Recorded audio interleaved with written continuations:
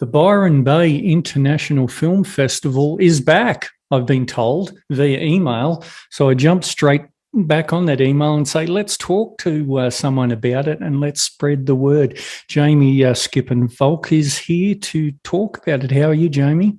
I'm good, yeah, all things considered. So you came back, but I guess, COVID, right? Was that the reason? We postponed. We had Hmm. our original dates. So in 2020, we were able to stick with the dates we actually had projected at the end of 2019, and we were able, just as everyone was opening up, we ran an amazing special edition festival, much smaller than we'd done before, but just outstandingly fun and still safe, and just really achieved everything that we wanted. And so we thought we could be safe to put our October dates up again. And we did that, but at the time, that was when the lockdowns were happening LGA by LGA. So we kind of couldn't really risk that we were going to be one of those LGAs to be shut down on the period that we put the festival aside. And then as 2021 was kicking along, we just kind of felt we didn't want to skip the year. Our ethos has kind of been, if the cinemas open, then we should go ahead. So that's what we're doing. Just, it's an awfully strange time to be doing it, but we're trying to create something that's as safe as possible for everyone, and encouraging people to actually use their common sense when it comes to coming out and being safe. Yeah. Yeah, well, probably everyone would say that they like movies. It'd be weird to find a person that says that they don't like movies, but you guys must really like movies. And to put a festival on, like, what are you trying to achieve? I think everyone who comes on the team is doing it for a different reason. So it takes a large team to pull off any kind of festival. So I program and do much of the organization. My motivation is really around, I see the festival as this platform between the filmmakers who've been working so hard, some point for years, like our opening night film took 20 years to make. We're that platform where we deliver the audience that their film needs to be seen by. So, we're also providing that alternative content to the mainstream media. So a lot of the films that will come up in our film festival and other people's film festivals are not necessarily going to arrive in your cinema any other way, or even streaming. Lots of them don't end up, on Stan or Netflix. And it's not because they're not great films. It's just, that they might not want those deals. I've often thought if I could do a 30-second interesting TikTok, I'd be on a win. I couldn't even imagine approaching a hoe. I could imagine it, but it'd be my imagination only. And I have written some screenplays, but I wouldn't think of doing a DIY. So my hat's going to stay on, but metaphorically, it's going off to these people. I mean, you must love these filmmakers. Oh, absolutely. I mean, the thing is, the passion that goes into their work. Most of these films are non-commercial. They'll be lucky to make back what they've put into it, especially in COVID years. I mean, in normal years, funding can be good from the funding bodies and all that kind of stuff. But yeah, the blood, sweat, tears, laughter, all of it going into it. And part of what we do is try and find films that resonate, firstly, I guess, with me as a programmer. Although I do always try to step out of my own skin sometimes and put in films that maybe don't really do it for me, but I understand who they will appeal to, and let some issues and some stories come to light that maybe just stay buried beneath. Again, just coming back to mainstream media and what we might be presented with, through the traditional mediums. Absolutely. And our Byron Bay loves an event, obviously, but is there any adversity, or are they just happy to have as many events as possible? Oh, I think when you look at Byron, the town, we're definitely, it's kind of stepping away from the subject of film and talking more about the community that this festival sits within. We are struggling, but so many seaside towns are, and green, green belt towns and all of that, with that mass exodus from the cities. So Byron itself has been struggling a little bit with, I think, the figures somewhere like 1/3 of the population that lives here now has only been here for at the most 2 years. So that's a big displacement that also comes at the cost of, long-term locals and rents skyrocketing. So, it's really great that we have all these people really interested in living here.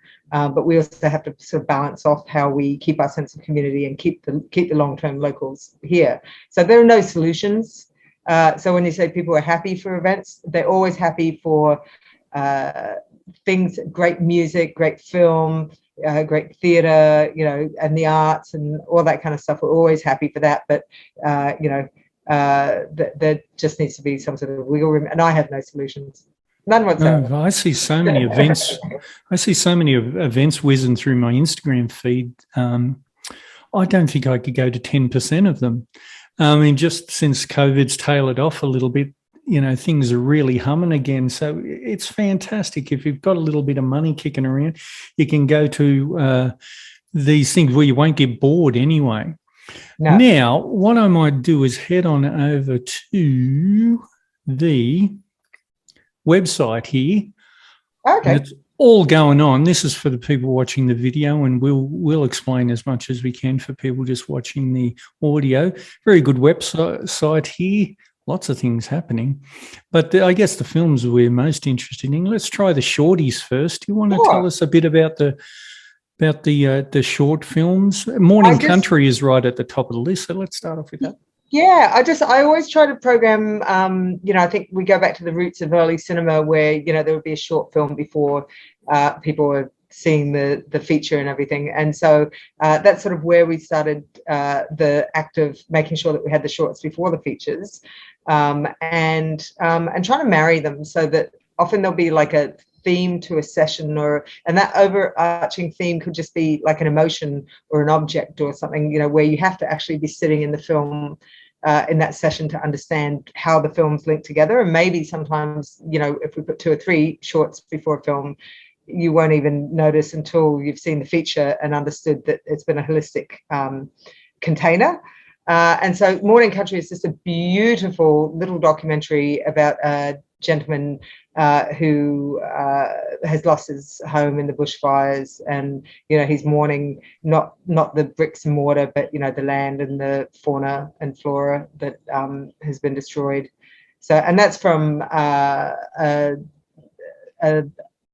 think it's down by sort of the South Sydney way. Andrew Cadner is his name. Kander.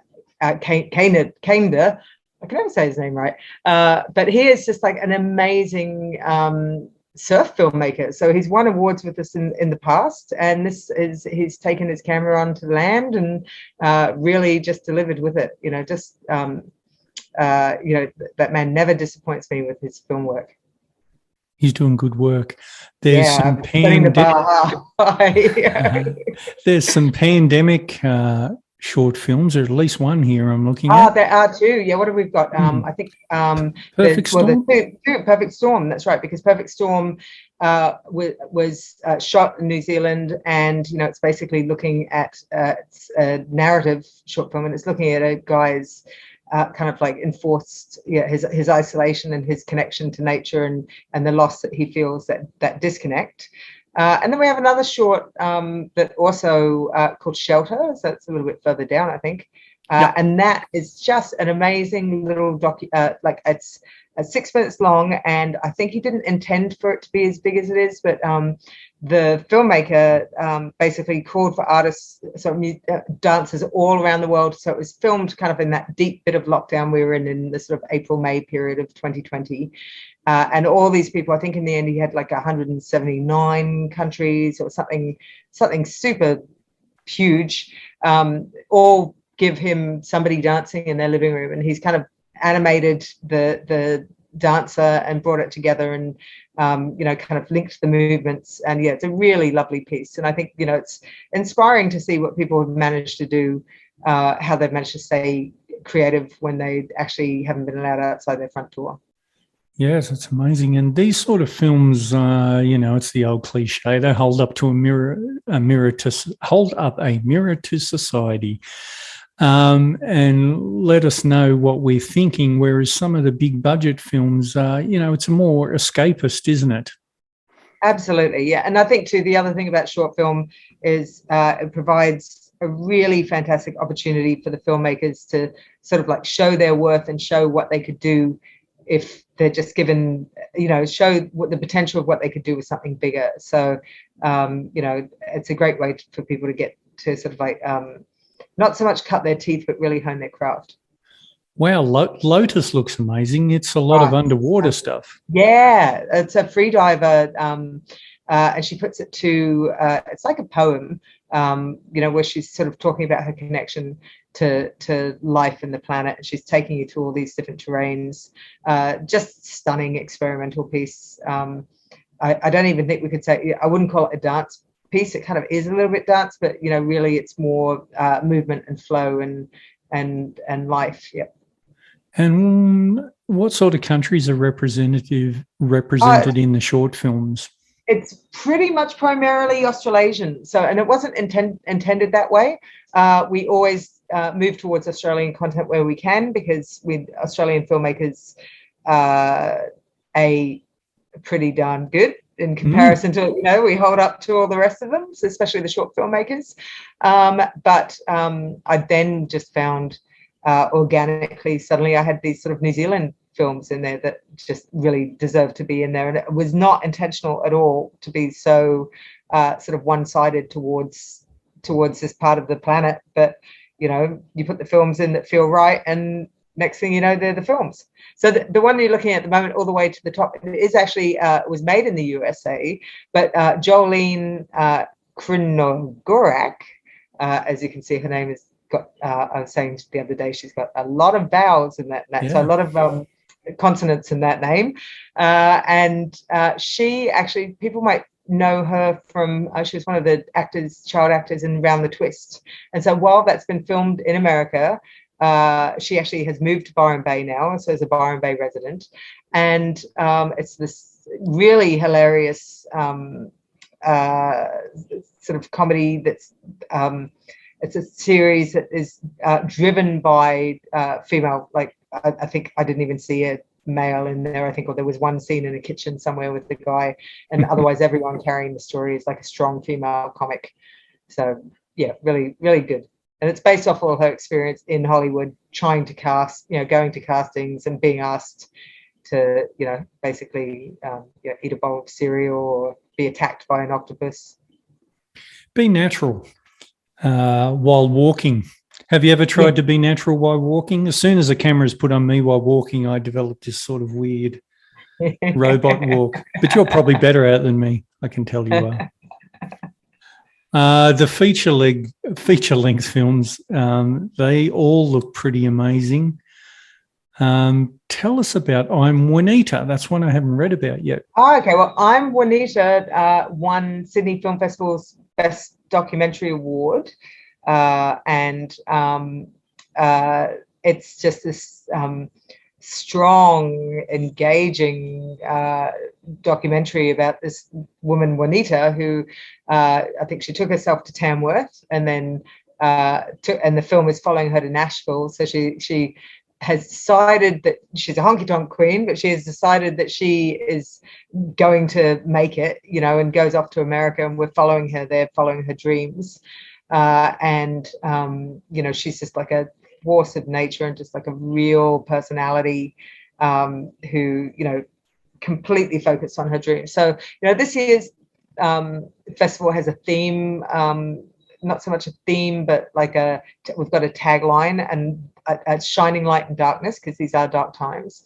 And I tried to make sure that as much as possible, that pretty much most of the films that we have, if they're not uplifting you, they're inspiring you or making you feel passionate about something and determined, and giving you kind of like strength to believe in yourself. And so I'm Juanita is just one of those films where you're being called to believe in her, and if you can believe in somebody else, then why can't you believe in yourself? I don't know. I don't think I'll ever believe in myself. Oh, shucks. I can't get that. Oh, so, you know, I can't seeds get that TikTok done, Jamie. So anyway, the seeds of but Vandana Shiva. yeah, so I Tell mean, us about talk that. about that. That is another great documentary. So most of the feature films that we picked are documentaries. It just felt like uh, you know, they're kind of something easier for people to relate to and understand they want to see than a dramatic feature. And we felt we didn't have very much time. We rolled this festival out in just about 3.5 weeks from deciding that we were going to do it, about 4 weeks from when we decided we were definitely going to do it, and had, you know, some dates confirmed and ready to move forward. So, you know, you can't really, when you've got that time frame, you have to stick with what you understand people want. So, you know, this film, basically, Vedana Shiva was I think her father was like a rainforest ranger, you know, forest ranger. And, you know, she's a woman. She was a single mum. I think she's from a lower caste in India. And she is credited by a lot of people as being responsible for why India is GMO free with its seeds. You know, we're not even GMO. You know, there's barely countries across the world that are GMO free, and for a country as large as India to protect its farmers and the rights of farmers and you know, the safety of food that way is just huge. So that's a really inspiring film, because you kind of get this feeling like if you devote your life to something, anything can happen. You know, like just keep on powering through. Absolutely, that's what I'm going to do. Thanks for the advice. Meet the Wallers. That's an Aussie film. That's at Lennox Head, which is just about 20 minutes south of Byron Bay.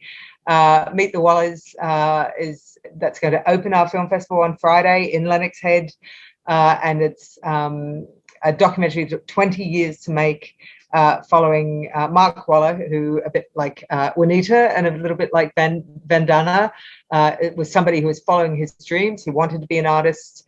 His wife Nicole met him, understood he wanted to be an artist, believed in his vision as well, and they built a family together. And you're kind of following, you know, the vision crumble at the seams as the years tick by, and you know that dream hasn't come through. And you know, I'm not going to give too many spoiler alerts, but you know, he is an artist with a gallery, and his work is around the place. So you know, there are happy endings within this kind of like just ups and downs, like life, like all of us. So, and it's a real film for people who you know, amongst, you know, even though some people said, oh, it's a story of Mark Waller, the artist, you know, it's really the story of the family and Nicole and Mark as partners. And like, and for anyone who's in a long-term relationship, there's an awful lot of validation that comes through sort of understanding those, how beautiful and tricky managing one can be. I know something about this. I don't know why I know it, but I know something about that one. I've got a background in that.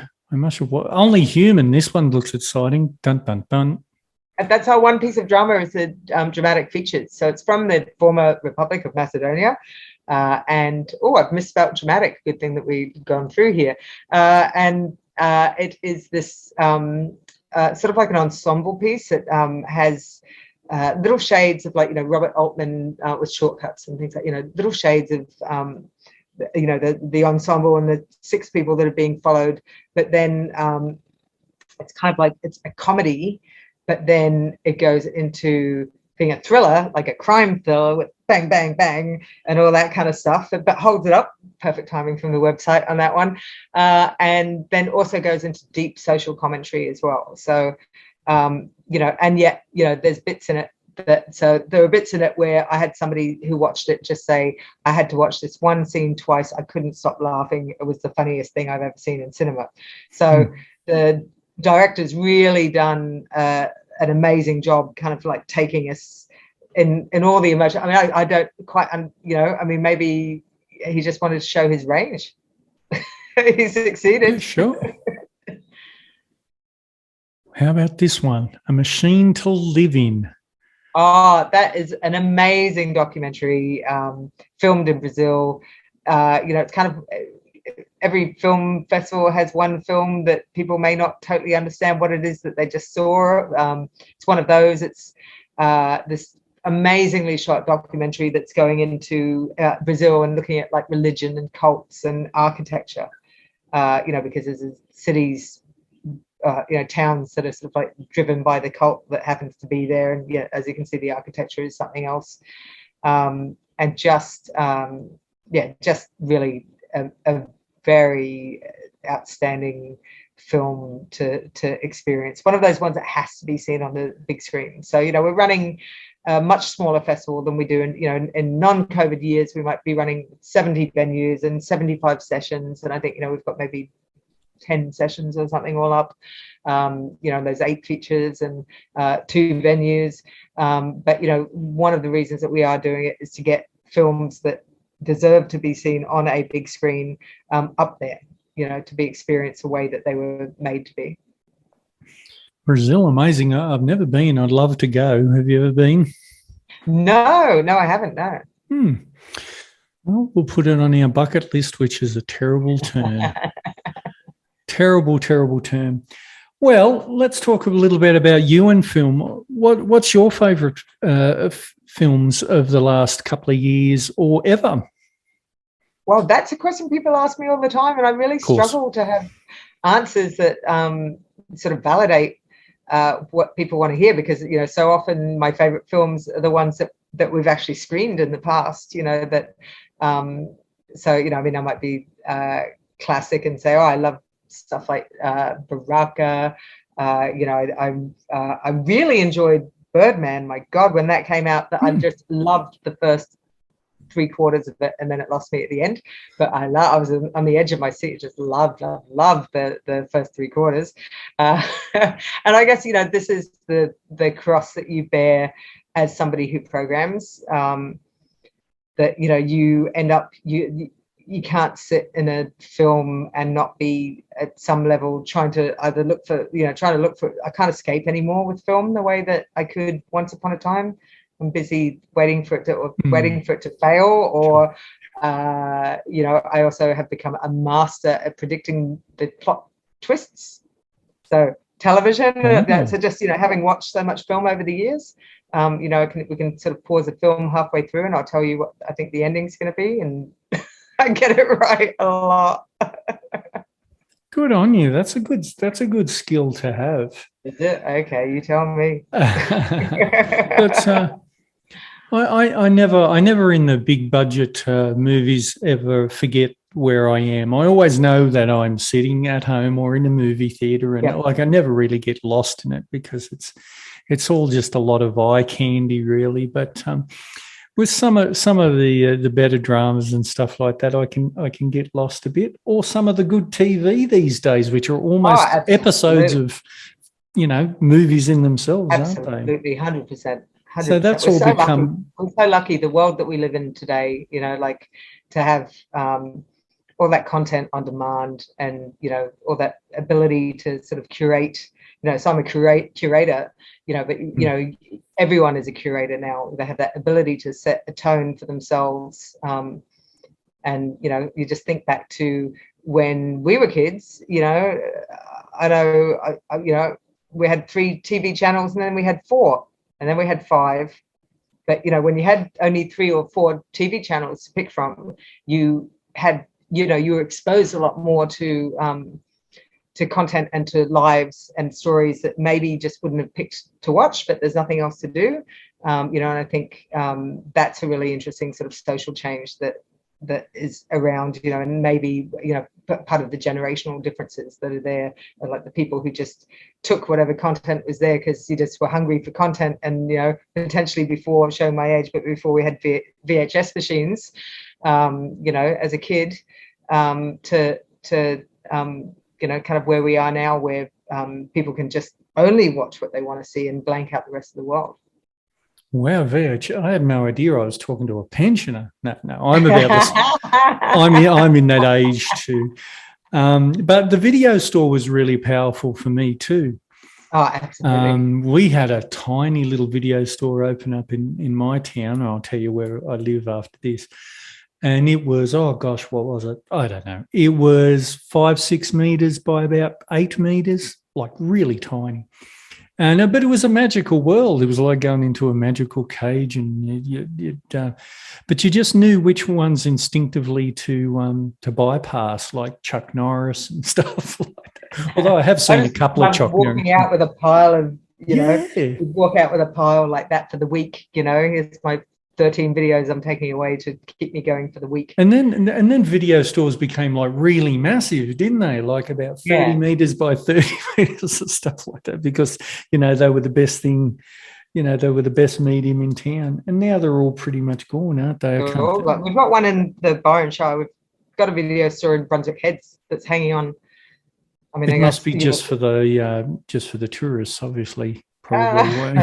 Or for the oldies or something else. Something, I don't know. How could you run out of things to do in Byron Bay? I suppose you could if the rain's really heavy. But anyway, look, we've digressed a lot. Have you got a film that you like to make? Can you, do you want, without giving it away totally? Oh, well, actually, no, I do. I can't give it away. Can you just give us a genre or a little bit of an idea? It would be like a comedy ensemble, crime, action. What do you call it when you fall on your face? Slapstick. Yes, something like that. And but would you make it so that not even you could guess the end of your own movie? I guess it's a really good thing. No, it actually came out. I mean, I really can't, because I've told a few people, and I've actually got as an ensemble piece, got a few well-known Australian actors who have said, if that sounds great, I'd 100% get attached. And they basically told me, stop telling people this idea because it's a bit good, but it came out of a real life scenario. So I guess there's some kind of advice for people. I was just sort of standing around waiting somewhere and met some people and heard their story and heard the story of where I was, and in my head this whole scenario started playing out. It was not the truth. It was just like how I saw these people and it came to me that kind of way. So I mean, I think if you're thinking of a movie, try and get your aspirations the way PJ Hogan did Muriel's Wedding and Porpoise Spit, based off the life they'd lived to that point. So how sold out are we getting now for the Byron Bay International Film Festival? That's December 17th to 21st in Byron Bay. I mean, look, ticket sales are we're here with these exploding COVID numbers. And so, a lot of, ticket sales are doing what they're doing. I have no doubt whatsoever that we would actually probably have sold out, 2/3 of our screenings at this point, if sort of like the complete uncertainty of what COVID wasn't looming over everyone's head. I mean, the numbers have doubled practically just overnight. So, we're going to be encouraging everyone to wear masks, even though that's not a mandate anymore. We're doing things like our opening night. We have a venue that actually has a much larger capacity than we have done the seating arrangement for. So we've sort of, almost 50% of what the actual venue could be holding. If we sort of put the seats one way, we're taking it down to 50% of that. And just taking COVID really seriously. I think everyone has an obligation to try and keep their family and their friends and people they don't know safe, even if they don't care about themselves. And I think we also at the same time need to keep living our lives the best that we can, but just very safely. So I really 100% wish that this wasn't happening this week, but I sure as hell I know that I'm much happier about it happening this week than next month.